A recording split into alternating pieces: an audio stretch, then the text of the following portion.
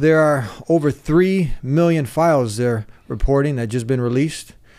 And within these, there's some of the most satanic, disturbing things that you can imagine, with some of the top leaders of the Western world being implicated in these files. You also have the Kaaba being mentioned there. You got Stephen Axley, a.k.a. Tommy Robinson, he's mentioned there. Richard Dawkins, he's in there. You got Epstein also quoting the Bible. Now imagine if he was quoting the Quran. What would the Islam haters do with that? It's a question to think about. All this and more with my next guest, Ahmed Suleiman, who's from one of the largest, independent, biggest news sources on X, to give us the latest developments with these Epstein files.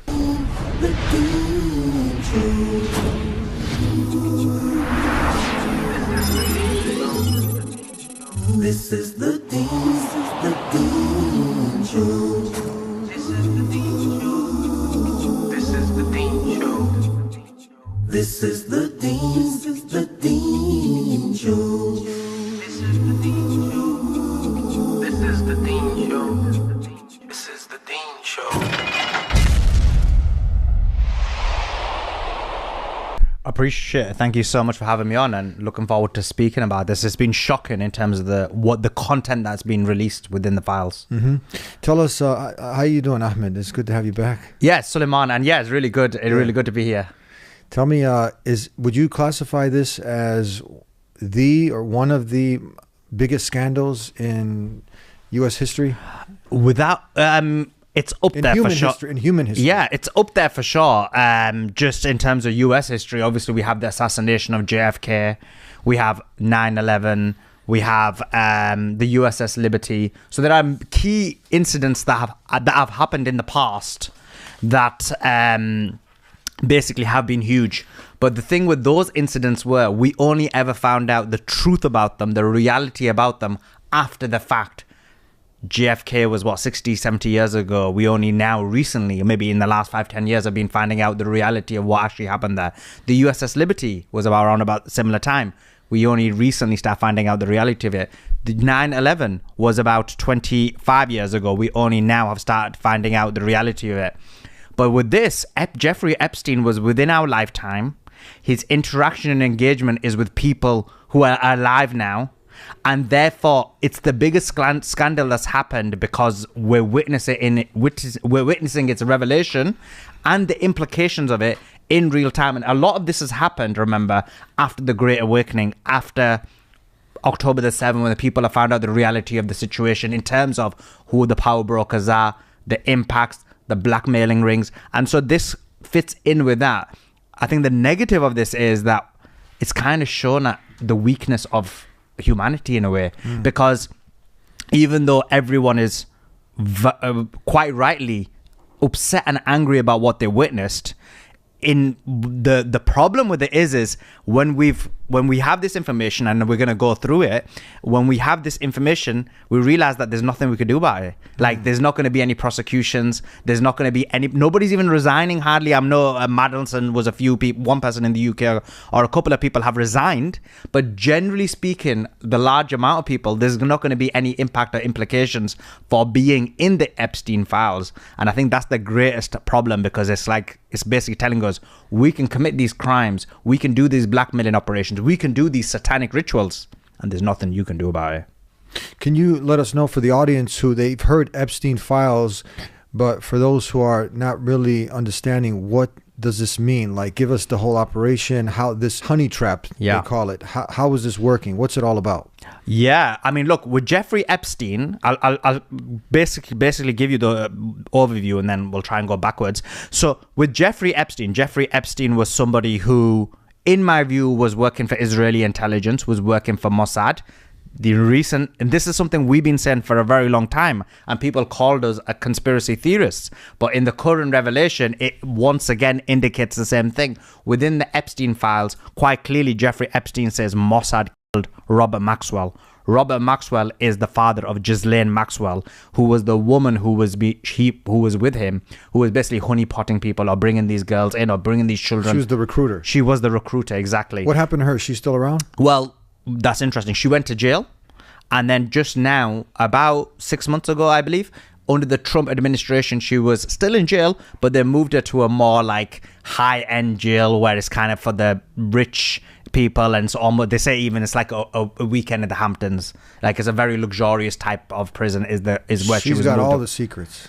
She has got all the secrets. And if you look at when she was questioned by the Trump administration, the DOJ, she was basically saying, oh, we didn't do anything, Epstein didn't do anything, Donald Trump didn't do anything. And the reason they did that was to kind of take away any kind of control or impact that Trump had. So Epstein itself, just coming back to the point, was a operation by Israel. It was a blackmailing operation.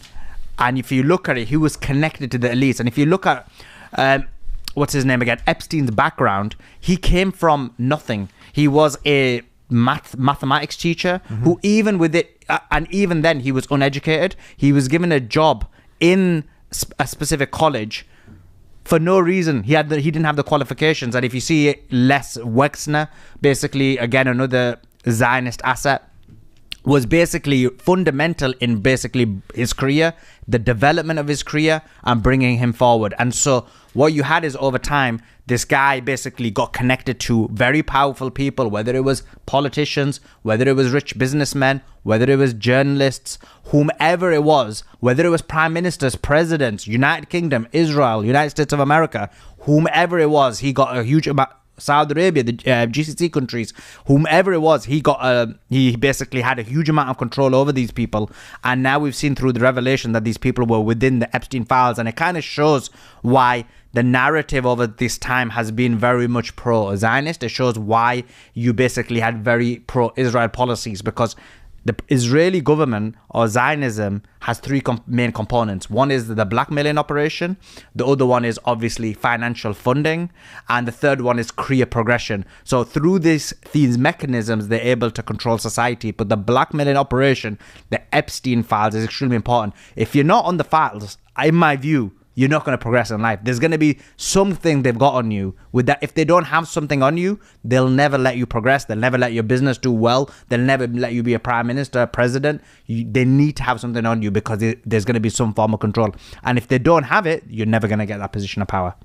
Okay, so you think, okay, you're going to you're in an island. It's one thing that now you're cheating on your wife, maybe you're getting into some debauchery there, but this goes far beyond that. You have trafficking, is it true? You have cannibalism, you have these satanic rituals, you have underage girls, children. It goes really deep. It does go really deep, unless we can cover each one of those. So like the satanic ritual part, in these Epstein files, once again, it demonstrates that these people were using satanic, demonic, evil rituals. And so obviously, as religious people, we believe that people do these type of things, whether it's black magic or whatever it may be. You find this in Islam, Christianity, and Judaism. And these people clearly believe in these ideas, these demonic, satanic rituals. And just two key things that came out within the Epstein files once again indicates this. Is the first one was that it was the cloth of the Kaaba, which was that the Saudi Arabian princess had sent Epstein a cloth of the Kaaba. Now the question mark is why would he want that? So what is the Kaaba? It's in Mecca. It's in the place that Muslims go and do pilgrimage. So imagine the level of pure spiritual energy that will be just surrounding that area and surrounding the cloth, and the impact it's going to have. There'll be so much spiritual, positive energy there.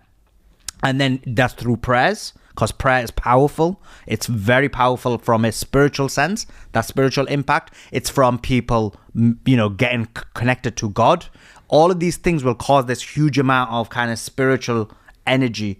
And so what an evil demonic person will do is they'll take this energy, and you can agree or disagree whether you believe this energy or not, but it's about they believe it. So they believe that's what they're trying to accomplish. Exactly. Yeah. So they'll take this positive energy and they'll say, look, we're going to now use this positive energy and we're going to do something demonic with it.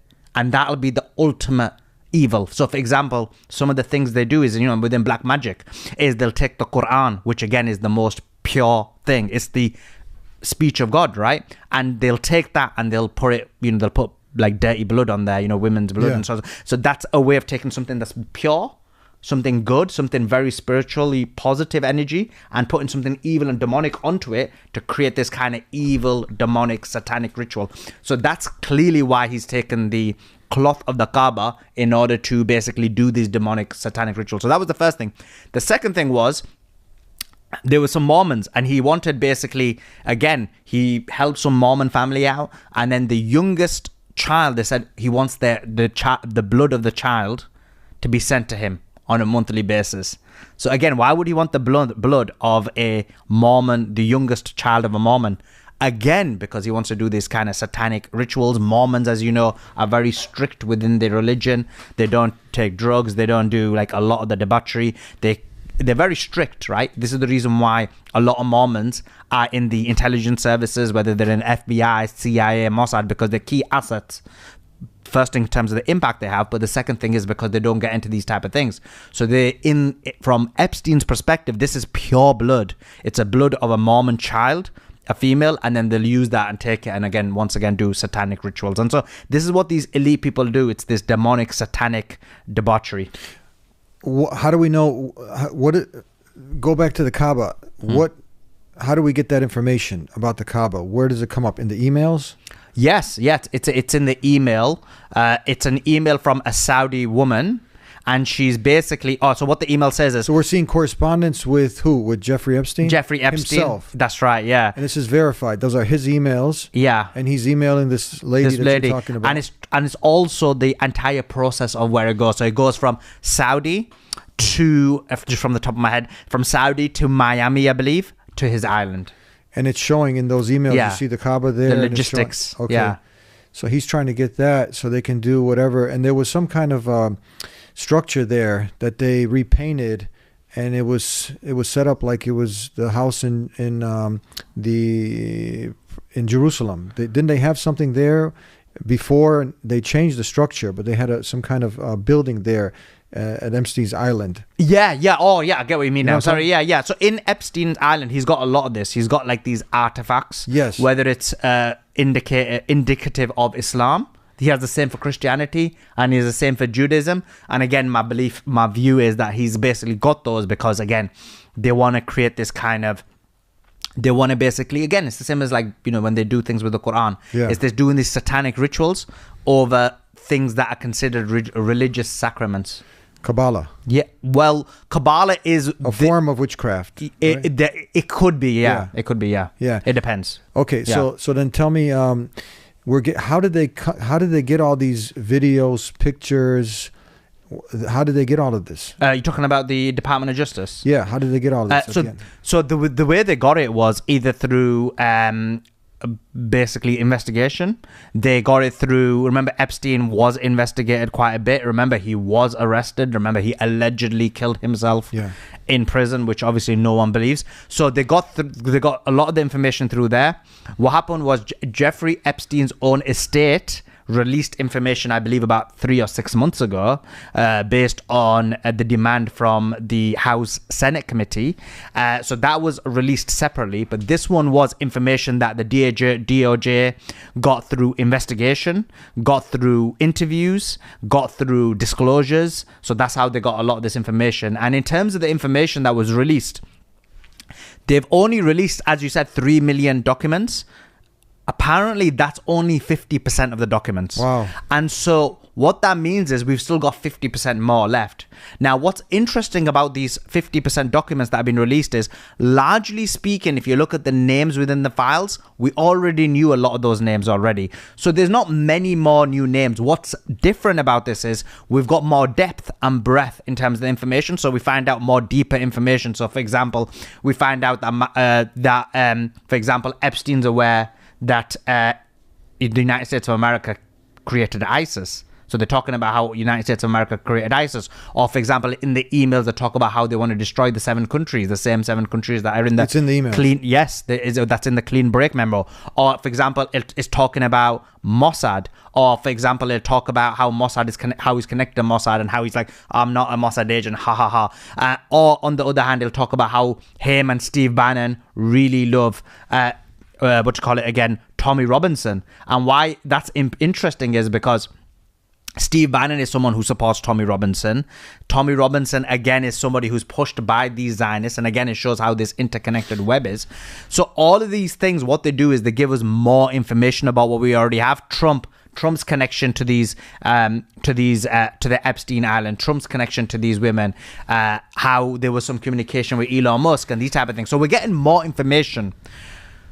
But my thing is, and what I believe is that the 50% that they've not released, maybe those are names of people who they're using this 50% to almost turn the screw on, to threaten, to say, look, we've released this 50%, we could release it on you as well, so therefore you need to get under managed, you need to do X, Y, and Z for us.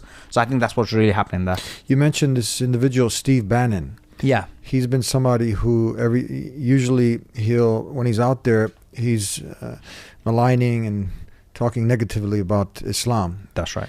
And is he the person that's in this interview, this also just was released, that he's asking Epstein, are you the devil himself? Do you think you're the devil himself? No, but I do have a good mirror. It's a serious question. I'm sorry. Do you think you're the devil himself? I don't know. Why would you say that? Because you have all the attributes. You're incredibly smart. You remember the devil is somebody who knows what? The devil's brilliant. You read Milton's Paradise Lost. No, the devil scares me. Satan is at the number 1 or 2 archangel. Is that him behind? Yeah, that the one is. that's questioning? Is that Stephen Bannon? Well, I'm so glad you brought that up. That is him. And you know what's interesting? He made that video in order to basically help Jeffrey Epstein with his image.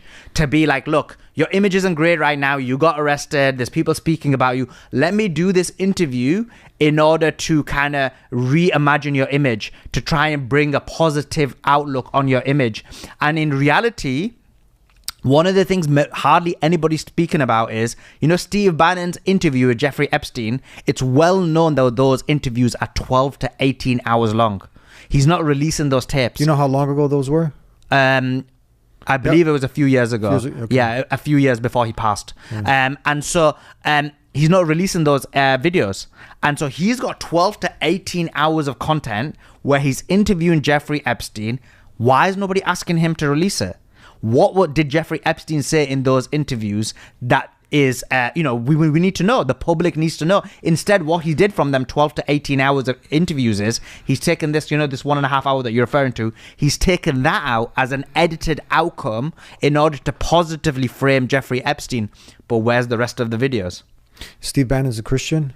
Steve Bannon is a Christian, and actually there is an email where they say about Steve Bannon in that Steve Bannon had some kind of friction with the National Review, I think it was. I can't remember the exact publication now. And he basically lost whatever power struggle he had. And in the email, Jeffrey Epstein says, the Gentiles, the Goyim, lost against the Jews. And actually, that's another thing that is quite pertinent within the emails. He continues to call non-Jews Goyim. He continues to say Jews are smarter. In one of them, he says the more Jewish percentage you have, the more smarter you are. He talks about how taxes for the Goyims. So this is kind of the psychology of this Zionist Mossad Israeli asset, that the way he views non-Jewish people. But in terms of Steve Bannon, you're quite right. Steve Bannon is somebody who's extremely anti-Islam. He's somebody who has promoted Tommy Robinson. He's promoted people who are anti-Islam, and he's very much implicated in the Epstein files. And so what you see is it's all linked.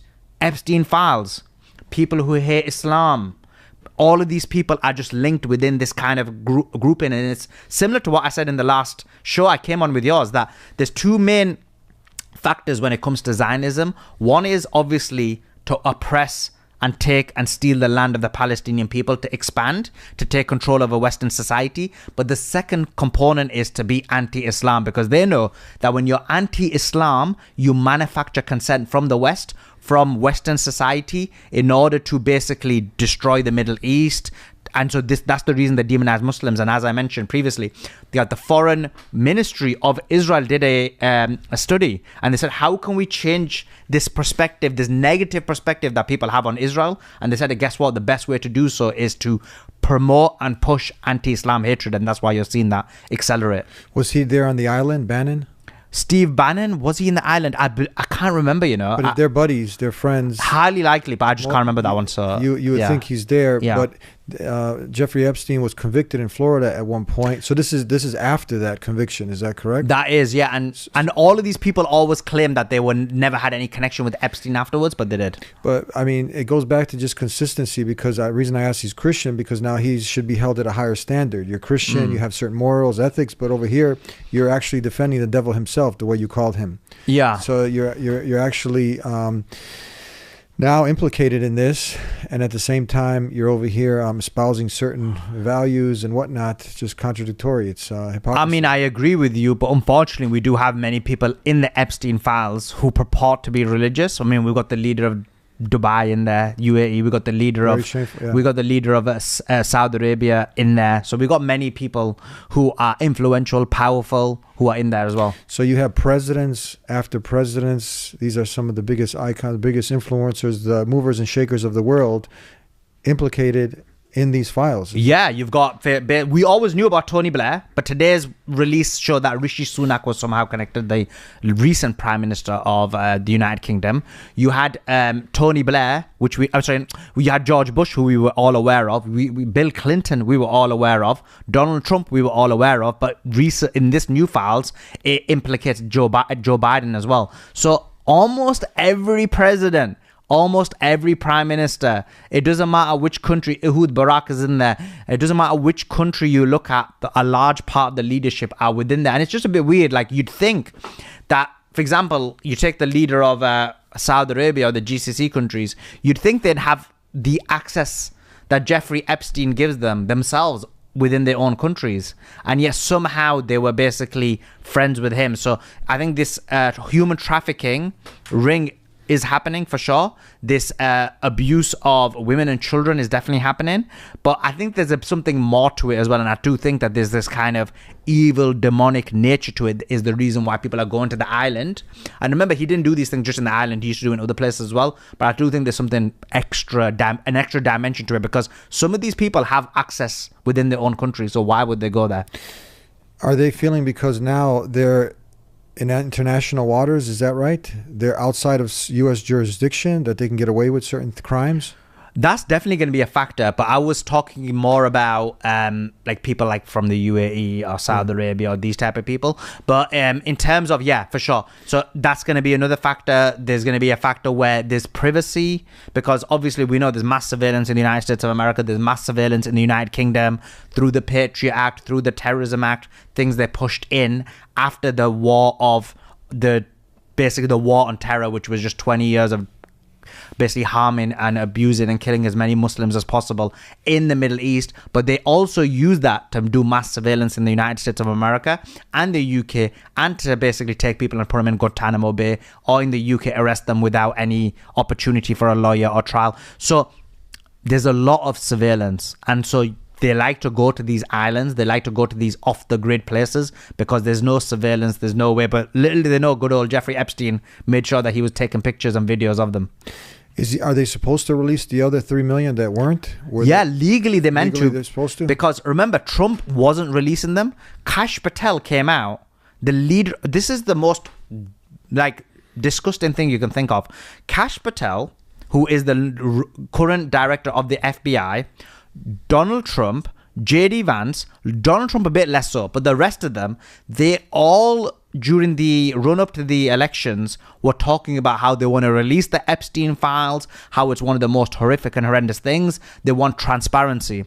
As soon as they came into power, they changed their tune. So Kash Patel, what does he do? He's in a House Senate committee meeting, I believe, and he's asked a question about the Epstein files, and he says there's no underage kids in the Epstein files. And now with the release, we find out that this is not the case. And so what you've basically got is these people's credibility got impacted significantly by making such claims. And then what you find out is actually the truth is the opposite. And what happened was they didn't release them. We had some documents that were released through the House Senate Committee, but through the estate of Epstein. And the only reason these were released was because Thomas Massey and Marjorie Taylor Greene, and remember, Marjorie Taylor Greene was a big supporter of Trump, and it's only because of the Epstein files that, largely speaking, that Trump basically started calling her Marjorie Taylor Brown, and she basically stood down. But she was one of the most biggest advocates, and these two people pushed the Epstein files to be released. Up until the last minute, Trump did not want them to be released. He was trying to push for the vote to go the other way. There were conversations with people like Lauren Boebert, but Lauren Boebert, I think, stood her ground and said, look, I want the Epstein files to be released. And it's only through a vote through Congress, which then passed through the Senate, that Trump had no choice. He had to ratify it. It went through and it was forced. And even then, they were meant to release it a long time ago. I believe it's, I can't remember the exact time. I think it's like 60 or 90 days late from the legal forced release of the Epstein files. And even despite that, as you said, only 50% have been released. Wow. This is unbelievable. You see now all this developing. Can you tell me that, will this be used as a pretext now? Because usually if there's some kind of scandal like this at this level, now all of a sudden some more happens. You think this will be an excuse now somehow to kind of just like you had what happened in Gaza, you know, when this Netanyahu, this devil in human form, when he was about to actually go to jail at one point, the Bibi Files. Have you watched that documentary, the Bibi Files? Yeah. And all of a sudden, he really had no incentive to stop what was happening there. So do you think now this will go ahead and be an excuse, a pretext to initiate another war that they're talking about? To get eyes off of this? It's a distraction? Yeah, it's a very interesting question. It's something I thought about. And I guess my thought is this, and I guess we'll see if that's the case, because I was trying to think that why would they release it now? They were meant to release it 90 days ago. Why would they release it now? So I think, and we, because I'm a big believer that the war with Iran is coming. And so the war of Iran could be any day now, any time in the next few days. And that is taking up some of the news cycle up until the Epstein files and even now. And if the war with Iran happens, people are going to forget about the Epstein files. So if I was someone like in power and I thought, look, I'm forced to release these Epstein files, I have no choice, when's the best time to release it? I would release them exactly at the time when war is coming, because then you can release the Epstein files, people talk about it for 1 day or 2 days or 3 days, and then the war with Iran happens. So I believe that highly likely that's the thing. Now, if the war with Iran is delayed by a month or two, then clearly that wasn't the reason. Then the reason probably is more the second thing, which is the leverage point. So I think it may be a combination of both. What do you think about the Stephen Yaxley, aka Tommy Robinson? Yeah, him being mentioned in there. What does that signify? How do you process that? Oh yeah, for me, so look, he. Basically Tommy Robinson, which is Stephen Laxley Lennon. Have you ever spoken to him? He's also from the UK. You're from the UK. You ever run into him? So basically what happened was during before his arrest about 6 months ago, I was on Fresh and Fit and we talked about the riots you remember the riots that happened in the United Kingdom where they lied and said it was a Muslim who basically killed those 3 young girls. So they lied about it and made it look like it was Muslims, and then there was riots and attacks on mosques, and then there was some civil unrest. So I went on Fresh and Fit to speak about it, and I called Tommy Robinson out. Now, Fresh and Fit, Myron Gaines is a friend of mine, and he's also a friend of Tommy Robinson. So when Tommy Robinson went on straight after me, he said, Suleiman wants to debate you, and he said, yeah, I'll debate. So he agreed to the debate, and then one of his friends who actually arranged my debate with Tim Pool, she said, look, let's do the debate, let's organize it. I said, look, I'll debate you. And he said, look, I'm not going to debate you in the United States. I said, fine. And then I said, no problem, choose the place. He said, I don't want to debate online. I said, no problem. He said, I don't want to do US, I don't want to do UK, I don't want to do online. I agreed to everything. I said, I'll even fly out to wherever you want in Spain or whichever kind of villa you're chilling out in while you're causing civil unrest in the United Kingdom. I'll come there, no problem. And then what happened was he goes, oh, I need to like spend some time with my children. I said, no problem, of course. Like, you know, you want to spend time with children. So he said 2-3 weeks. And then after that, he kind of just dodged the debate. No problem, no problem, no problem, no problem. And then at the end, exactly. Just because the whole, disappeared. Because the thing is, he can't stand up against anyone who knows the information. I know the information when it comes to these claims about the grooming gangs. And I've explained it in depth that, you know, the claims are in the sense of the way it's been framed is false. Of course, these things happened in specific areas, and obviously we condemn them. They're evil, and that has nothing to do with Islam. It has nothing to do with Islam. Anyone who's practicing Islam is not going to be part of no grooming culture. Exactly, nothing to do with and Islam. Actually, the punishment with Islam is more strictest against this kind of behavior. That being said, when you look at the United Kingdom as a whole, is it happening specifically only by the Muslim or Pakistani community, and is it happening disproportionately by them? The answer is no. I've done the research, I've got the evidence, I've got the data, and so this is why they're afraid to debate. And then when they want to bring up issues about Islam or they want to bring up issues about geopolitics, we can handle those issues, and that's why he's afraid of the debate. Why isn't he not trying to bring justice to these survivors of the Epstien Island right now, grooming and what's happening? I mean, right now. It's a very good question, and ironically, it's interesting you asked that question, because when the Epstein files were released, he was silent about it for the last 2 days, and then people on X have been calling him out, and just now he started posting about it. What's he saying now? Now he is talking about, oh look, this is in the Epstein files, it's disgusting. So he is talking about it, but specifically, as mentioned, he ignored it for a bit. And in addition, and it was only because he was forced to speak about it, because he's like, wait, this is meant to be your thing. I thought you cared about it. It's your thing, right? Yeah, and you haven't spoken about it. So it shows the hypocrisy. And funny enough, anyway, with Tommy Robinson, he doesn't speak about any other type of grooming that isn't done by basically Muslims, because his target is only Muslims. And I basically did a big thread, an evidence thread, which showed 100 people who are either friends with Tommy Robinson, linked to him, connected to him, part of the same group or part of the same ideology, who have all taken part in this behavior, and he's never ever called these people out. This is the same thing, like taking it. It's just such hypocrisy, because it's like taking the M16, what do they call the gang or the cartel? They wear crosses around their necks. M13, yeah. Right, M13, and then you go ahead and then what they're doing sex slavery. They're transporting, doing all this kind of crime, and then we're going to go ahead and say, okay, these are the ideal Christians, right? And link them to Christianity. Yeah, of course. Same thing over here, right? You're trying to link people who are not really practicing Islam. If they were, they wouldn't be doing that. But also, what we do is we don't attack the whole religion. So, for example, when people say, oh, guess what? Catholic priests take part in this kind of abuse of children. I always say, look, that's just attacking Catholics, because in reality, it's not all Catholics. It's only going to be like a specified people. And anytime you have any kind of group situation, this is going to occur, even though it's evil and wrong. Fair. We were fair. We're always fair about it when it comes to any other religion. What it is when it comes to Islam, they always try and demonize it, and it's because it's not about the truth. It's about hypocrisy. It's about demonization. Because if it's really about truth, you would look at the facts and you would look at the data and say, okay, look, there's evil people amongst all religions, all societies, all races, all cultures. Of course, the issue is, what is the reason these things are happening? Or if it is happening disproportionately, which is not, what is the reason for it? And we can have a conversation. But obviously, these people don't act in either accuracy, facts, or any understanding of history or geopolitics. And that's his community. He's a Christian. So there's hundreds of thousands of cases like open right now with these priests, isn't there? You're talking about Tommy Robinson? Yeah. Well, I doubt he's a Christian, actually. Because if you look at his comments previously, there's one in the car. When he's in the car, did you see that? Did you pull there? He's in the car. Recently, he said it, Because what he's done is, Tommy Robinson is a paid shill. Wow. If you pay him, he'll change his position. So when there's an organization in the UK called Quilliam Foundation. Mm-hmm. They were kind of like this reformist group, but they were like Zionist Muslims. But that being said, he was part of the far right, Tommy Robinson, before.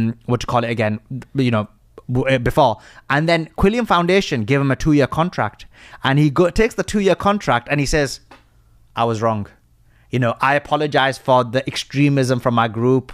It was never about it. And the reason I left is because these people are far-right neo-Nazis. Yeah. So he changed his position based on being paid. And as soon as his 2-year contract finished, he went back and attacked Muslims again. So he's a paid shill. So these are, modern day prostitutes, basically. Essentially, that's what he is. And so what happened in terms of what you're saying is, then for a very long time, because remember, UK is a very liberalized society. Christianity has died in the UK. Yeah. So in 2011, Christianity was 75%. And in 2021, in the data, it went down to 45%. A change of 30% drop. they would make you think that it's because there's a Muslim takeover, which is fake news. There's not. You know what that 30% became? 25% of that became atheist. So it's a complete collapse of Christianity within the United Kingdom. So Tommy Robinson was someone like that. He would attack religious values. He would attack religious ideals.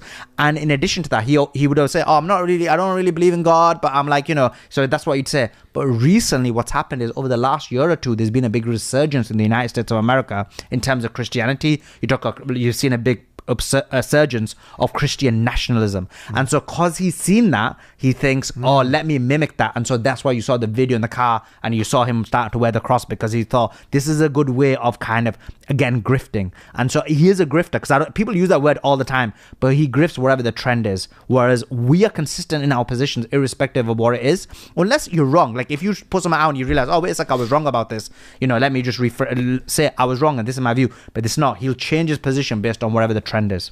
You also have another Islam hater, major Islam hater. Some people look at him as a prophet in the academic world. Atheists look at him, Richard Dawkins. Yeah. Have you read some of the things that discuss him? He's in there also, right? Yeah. Richard Dawkins is in there. And again, someone like Richard Dawkins, he's I believe he's like more atheistic, right? Yeah. And so these people believe in this kind of, they don't believe in God. They believe in this kind of liberalist society. Yeah. And so they're willing to do anything, because what is their morality? They have no parameters of morality. And so when you have no parameters of morality, it's an all goes. Exactly. You do whatever you want. Exactly. And that's the thing with people like that. Bill Gates is in there.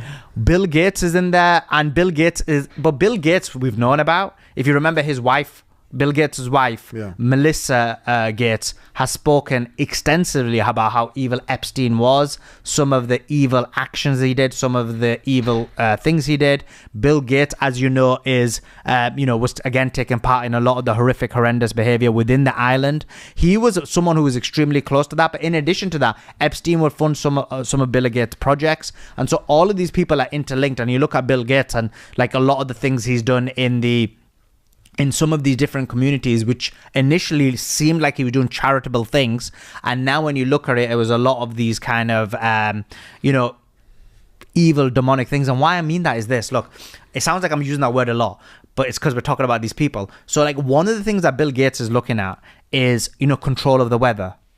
And for me, being a religious person, first of all, I'll talk about the religious part of it first. Like anyone who tries to meddle with the structure of like the way the world works, there's always going to be a risk to it. You can cause a destruction within the world. You can harm society. You can harm the entire fabric of like the way the earth works, right? That's one aspect. But the other element is this, that in Islam, we believe in this eschatological idea that during the end of times, there is going to be the satanic antichrist who's going to try and meddle with certain things.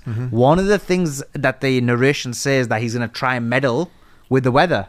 He's going to try and meddle with, he's going to try and meddle with the weather, meddle with the clouds. And this is what things that the people like Bill Gates do. So again, I see this as kind of like demonic, satanic ideas. And if you look at that, you look at AI, all of these things all allude to this kind of eschatological understanding of what we believe, that what's going to happen in the future, and they kind of impact or control of society. For example, AI.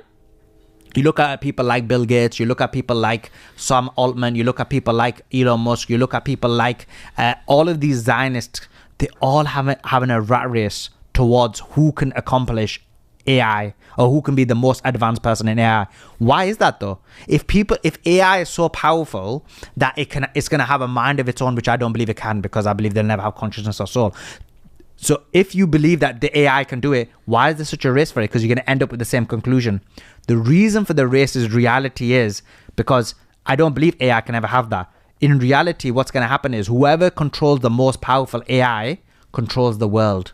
And that's the real reason they're going for it. So it's almost like that person almost becomes the Antichrist, because he's kind of the ruler of the world. He can give you something which you think is reality, but is actually not reality. And so I think that's what's happening here. And why I mentioned that is because part of the Epstein files is Epstein was funding a lot of these scientific researchers. He was funding like time travel. He was funding these kind of quantum mechanics ideas. So in addition to that, he was funding a lot of these kind of advancements as well. Let me get the paper. All right, so we got another Epstein file right here. Okay. Here, for some reason, he's actually quoting the Bible. Yeah, that's so you right. have Ezekiel 9:6. You have Isaiah 13:16. Their children also shall be dashed to pieces before their eyes. Deuteronomy 13:15. This is that part of the Epstein file. Thou shalt surely smite the inhabitants of the city and see edge. Leviticus 20:19. For everyone that curses his father should be put to death. Exodus 13:27. Deuteronomy 21. Exodus 31:15. I mean, it just goes on. He's got. Why is he quoting the Bible? And what do you think if he was quoting the Quran? What would happen? Well, 2 points to that. First of all, does he quote the New Testament or is it just the Old Testament? So just a quick look, he's only quoting the Old Testament, so that goes with the Torah, right? The Jewish text. Because remember, in his emails, he's talking about the Goyim. He's talking about the Gentiles. He's talking about how Jews are better.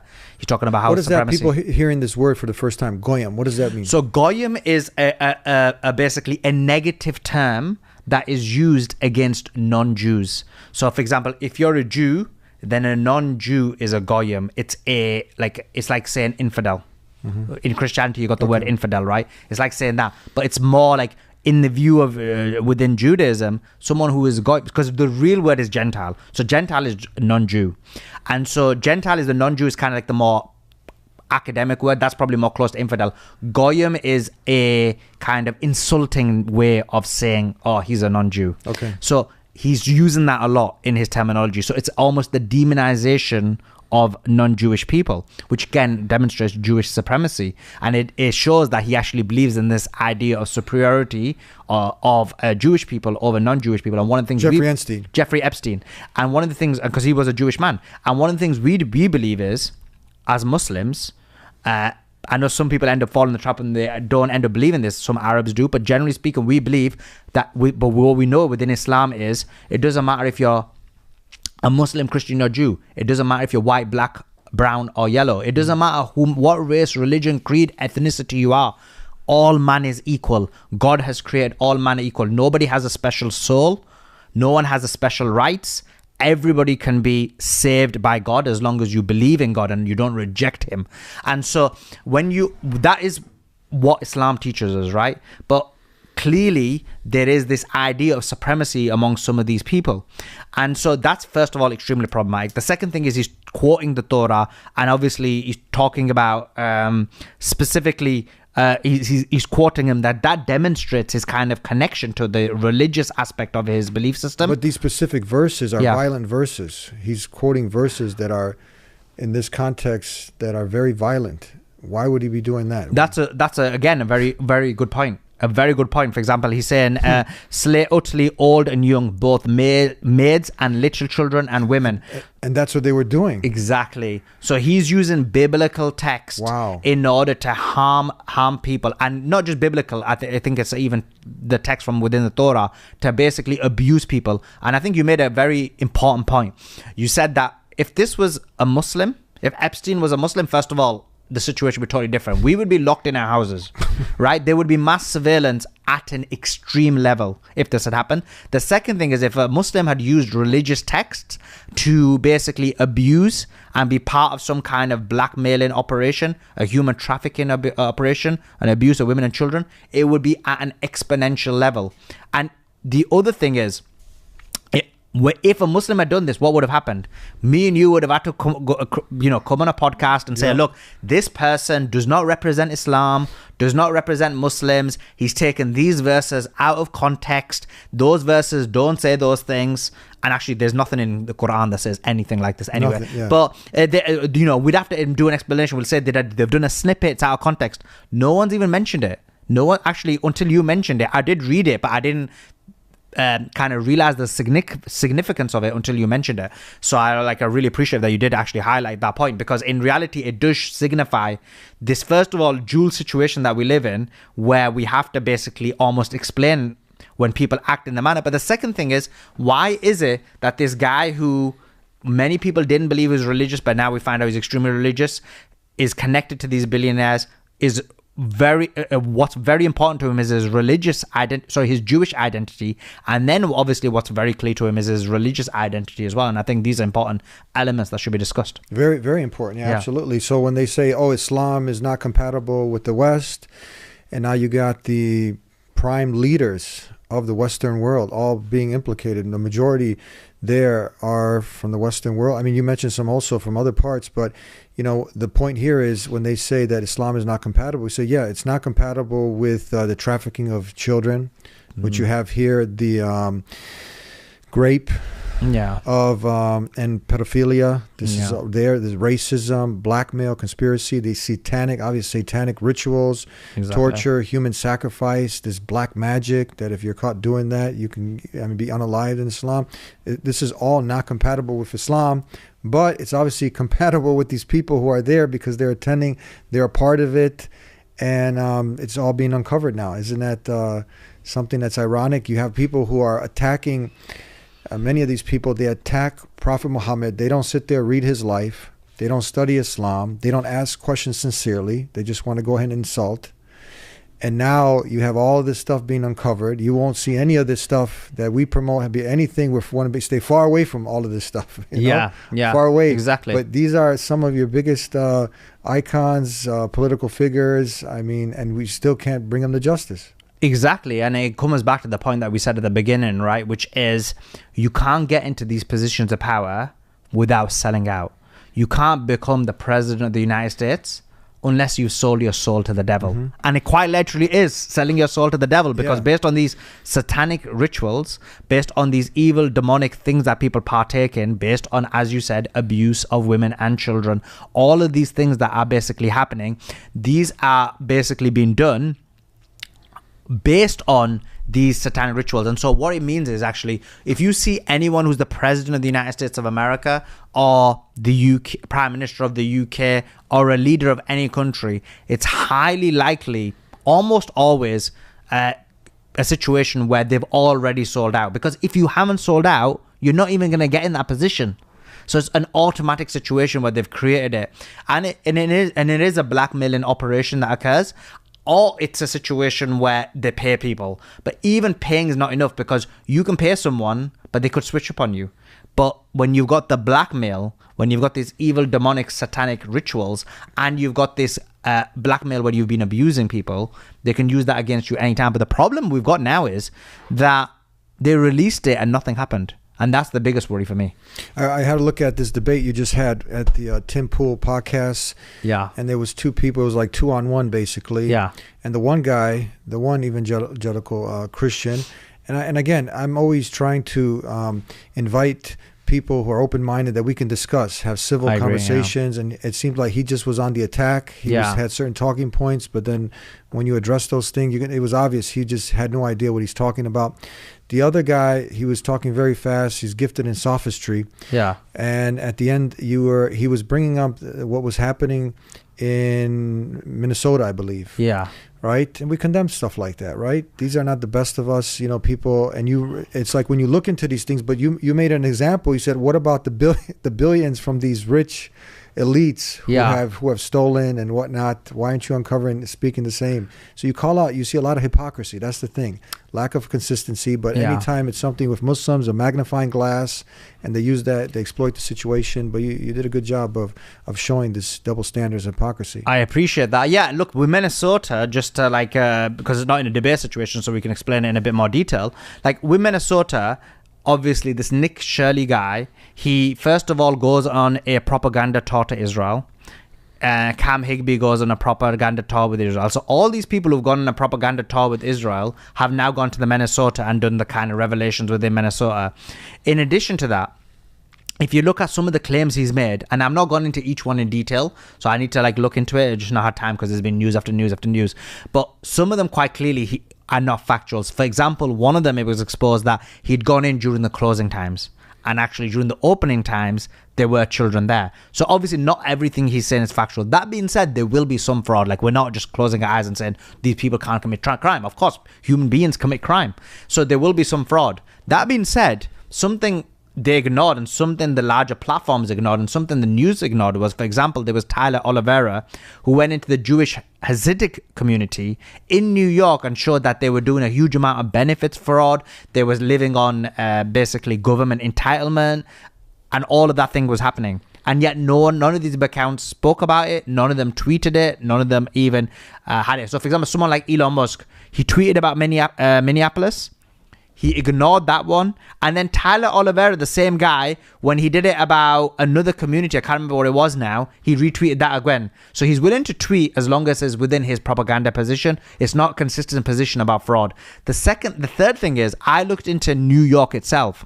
And what I found was that the Orthodox Jewish community, not the ultra-Orthodox, but the Orthodox Jewish community had committed billions of dollars of fraud just in New York. And yet not a mention from the mainstream media, not a mention from anyone. And so if you've got Orthodox Jewish people committing billions of dollars of fraud, you've got the ultra-Orthodox who are committing fraud, but also committing basically government entitlement or living off the government benefits and so on and so forth.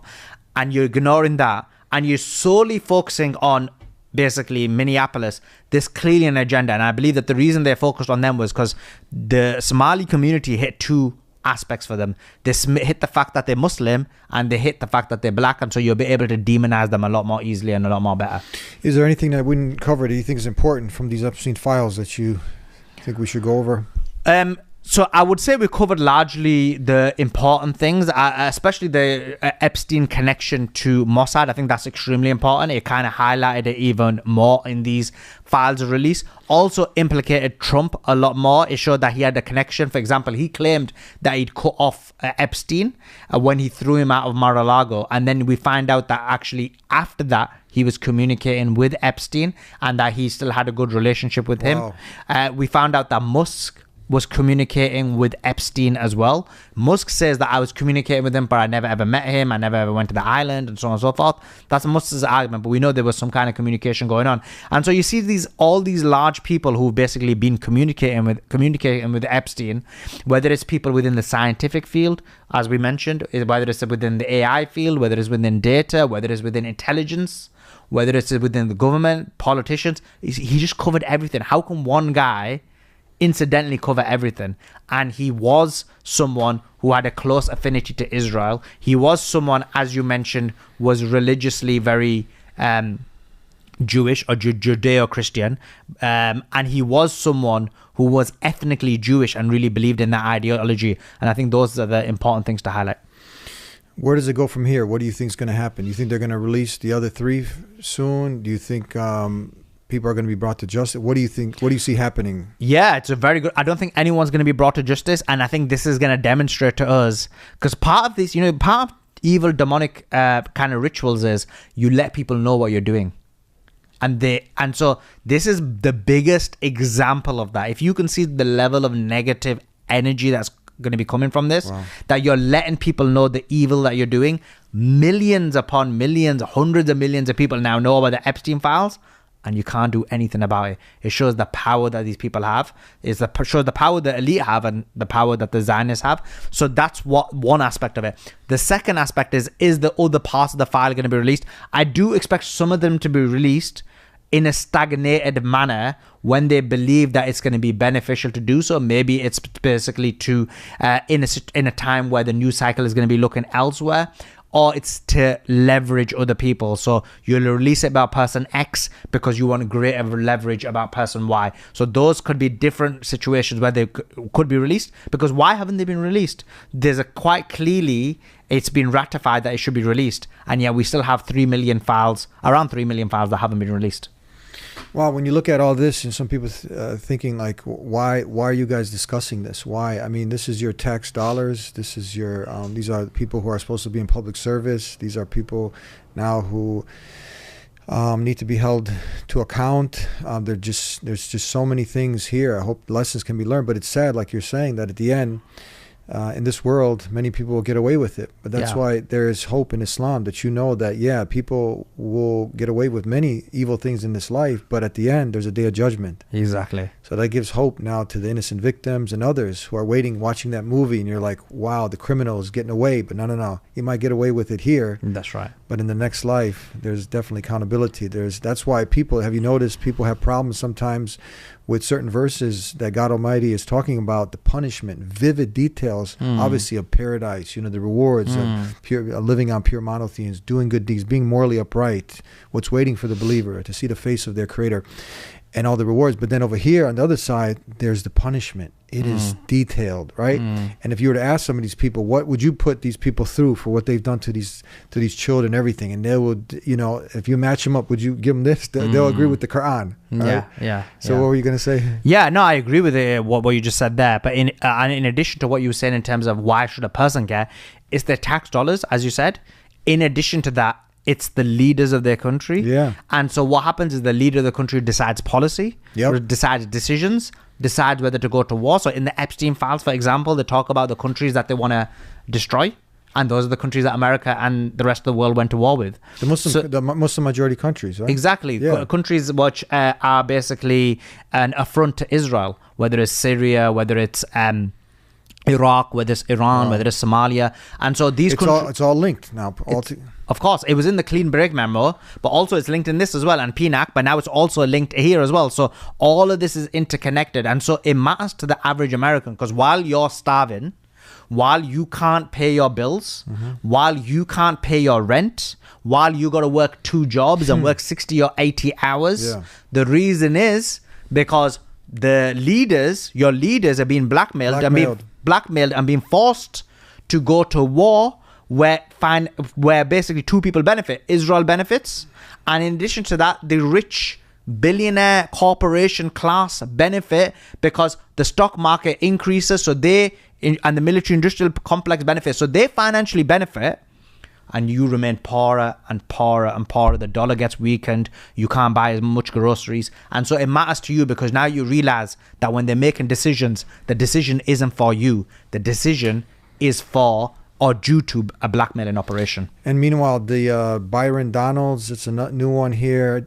and the others, governor in Texas and all the other politicians are somehow like, if Sharia, and if we get rid of Islam, these Muslims, and they're the problem, and if we just take care of this, everything will be okay.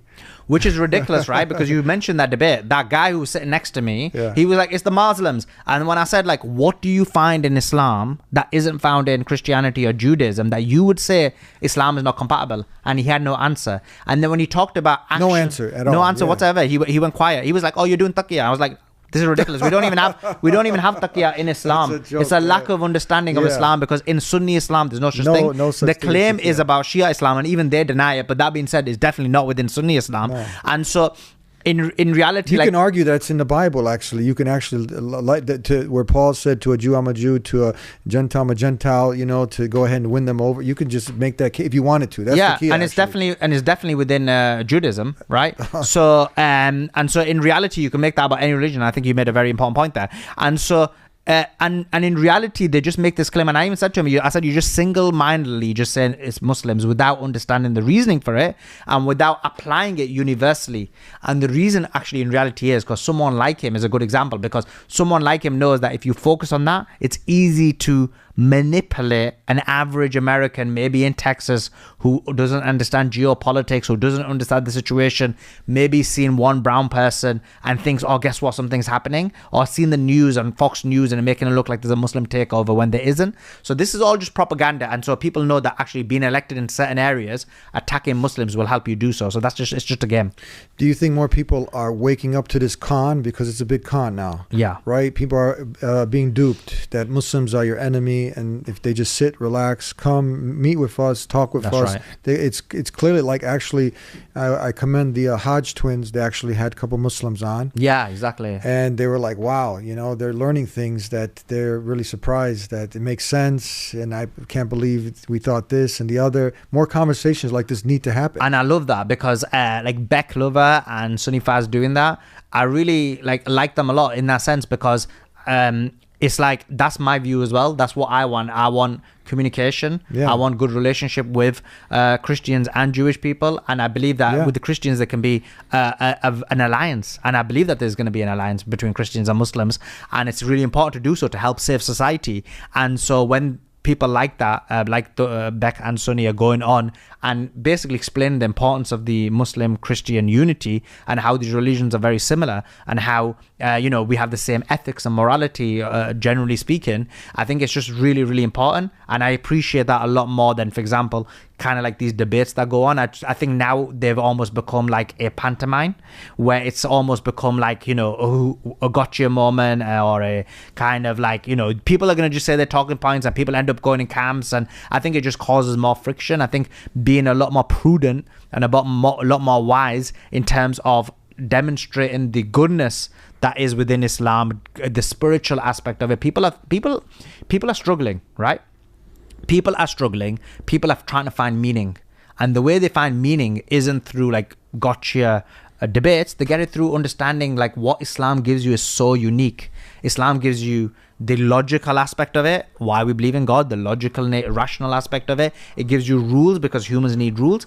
And it gives you the spiritual component, that spiritual elevation, that ability to connect to God through prayer. And humans, and Islam finds that within the morals, and then it gives you morals and good etiquettes and how to treat humans and how you just say please and thank you. You go to a restaurant, there's a service worker, and you say please and thank you. No one's better than another individual. Everyone is equal. And so when people demonstrate that type of understanding of what Islam is, because that's what really Islam is, I think that's more important than debates. And this is why I always have a rule: I don't debate Christians and I don't debate Muslims, because I think these sectarian debates are stupid, and as well as Muslim Christian debates. But I will, for example, in the Tim Pool one, there was a Christian guy, but if you saw, I tried my best not to attack Christianity. I only said, look, your lack of consistency on X, Y, and Z. And so I think that's the best way to go about it.